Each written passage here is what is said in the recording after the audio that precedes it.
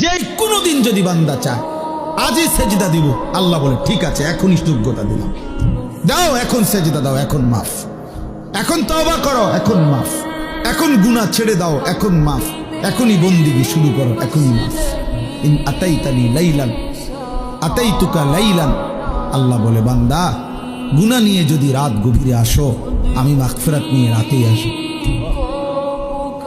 বলে না আমি এখন রাত 2টা বাজে, আমি এত রাত্রে মাফ করবো না, কালকে দিনে আইসো, দুপুর 12টা বাজে, না না না, আল্লাহ বলে 1 সেকেন্ড দেরি করবো না বান্দা, তুমি আসবা যখন আমি আসবো তখন।